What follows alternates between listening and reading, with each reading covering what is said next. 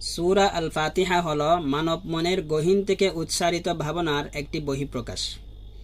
মানুষ জন্মগতভাবে যেটি অনুভব করে সেটিকে আল্লাহ শব্দায়িত করেছেন এই সূরার মধ্যে।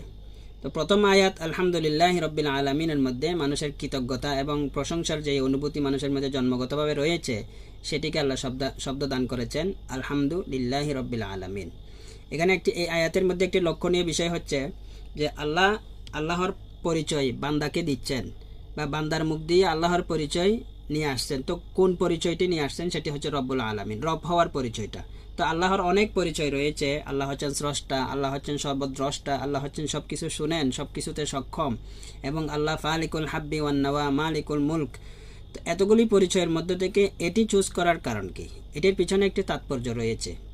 সেটি হলো, একজন মানুষ কোনো কিছু না বুঝলেও, কোনো জ্ঞান তার মধ্যে না থাকলেও আল্লাহকে সে সবসময়, অর্থাৎ যার এক্সিস্টেন্স রয়েছে, সে প্রত্যেক ব্যক্তি, মানুষ মুসলিম হোক অমুসলিম হোক, সকল ব্যক্তি আল্লাহর যেই গুণটিকে সবসময় সর্বক্ষণ ফিল করছে সেটি হচ্ছে আল্লাহর রুবুবিয়ত। তো সেজন্য এই পরিচয়টি আল্লাহ নিয়ে আসছেন এখানে। অর্থাৎ মানুষটির মধ্যে জ্ঞান থাকলে সে তখন আল্লাহকে বুঝবে, লজিক্যালি বুঝবে আল্লাহর গুণটি, সেই প্রয়োজনটা নাই। অর্থাৎ আল্লাহকে ফিল করার একটি ব্যাপার প্রতি মুহূর্তেই তার মধ্যে ঘটছে। সে তার অস্তিত্ব, তার জীবন দিয়ে সে ফিল করবে সেটি হচ্ছে আল্লাহর রুবুবিয়ত। এবং আল্লাহর ব্যাপারে একজন মানুষ সবচেয়ে কাছ থেকে যেটি ফিল করে সেটি হচ্ছে আল্লাহর রুবুবিয়ত, এবং সবসময় যেটি ফিল করে সেটি হচ্ছে আল্লাহর রুবুবিয়ত। কোনো একটি মুহূর্ত নেই যেটিতে সে আল্লাহর রুবুবিয়তকে দেখছে না তার অস্তিত্বের মধ্যে।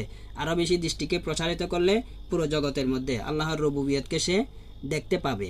তো এই জন্যই এই পরিচয়টা আনাটা সবচেয়ে বেশি রিলেটেবল। এখানে মানুষটি আল্লাহর সাথে এটির মাধ্যমে একটি আবেগীয় সম্পর্ক অনুভব করবে, যে আমার সাথে যা কিছু ঘটছে, আমার প্রতি যা কিছু হচ্ছে, এগুলি যিনি করছেন তিনি হচ্ছেন আল্লাহ। তো তিনি আমার রব, আল্লাহ হচ্ছেন তাহলে আমার রব।